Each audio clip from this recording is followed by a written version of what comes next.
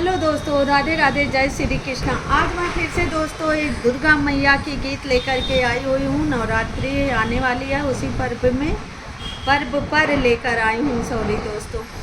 और ना देरी करते हुए प्रस्तुत करती हूँ, आप लोगों के बीच में सुनाती हूँ। सुनिए कैसा लग रहा, कमेंट बॉक्स में आवाज़ बताना। वीडियो पसंद आ रही तो फुल सपोर्ट करना, एक लाइक कमेंट शेयर सब्सक्राइब ज़रूर करना दोस्तों।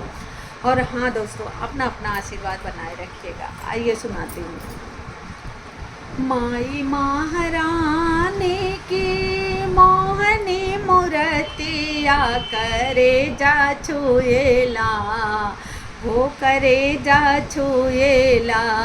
जैसे गुड़हल के फूलवा से रस चुएला, हो की रस चुएला।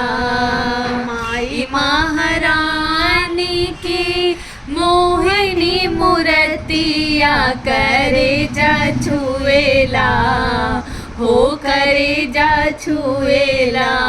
जैसे गुड़हल के फूलवा से रस चुएला, हो की रस चुएला।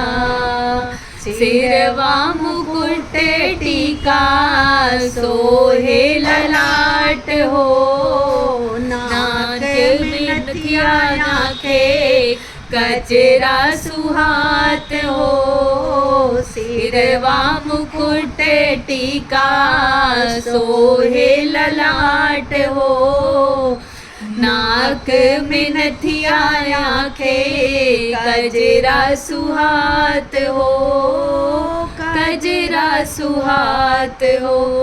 लाल लाल उठवा पे सोहे लाल लैया, हो करे जा छुएला, हो करे जा छुएला।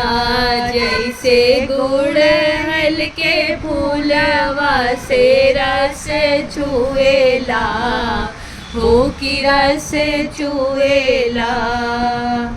कानमा में कुंडल सोहे, गले सोहे हरवा।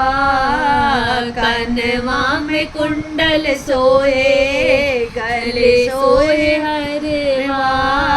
केसरिया समारे बाटे माँ के गजरवा, माँ के गजरवा। रात या दिन बाकी चमके सूरतिया करे जा छुएला, हो करे जा छुएला। जैसे गुड़हल के फूलवा से रस छुएला, हो की रस छुएला। हाथवा में चूड़ी संगे कान के कंगनवा, हाथवा में चूड़ी संगे खान के कंगनवा। पौआ पजनिया झनके चमके अंगनवा, पौआ पजनिया झनके चमके अंगनवा, हो चमके अंगनवा। भक्त लगाए बाटी माई से प्रीतिया करे जा छुएला, हो करे जा छुएला। जैसे गुड़हल के फूलवा से रस छुएला, हो की रस छुएला।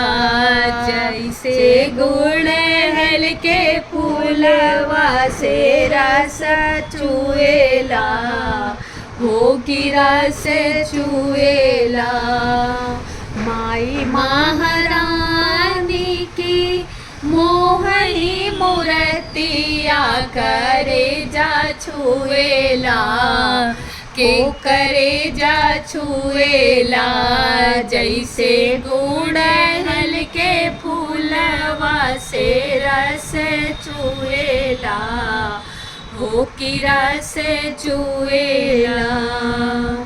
तो दोस्तों ये माता रानी की नवरात्रि भजन कैसी लगी, जैसी लगी हो कमेंट बॉक्स में अवश्य बताना। वीडियो पसंद आ रही तो फुल सपोर्ट करना। और हाँ मेरे प्यारे प्यारे दोस्तों, एक लाइक कमेंट शेयर सब्सक्राइब ज़रूर करना। फिर से कोई नेक्स्ट वीडियो में गीत के साथ में प्रस्तुत होंगे। तब तक के लिए जय मैया रानी की।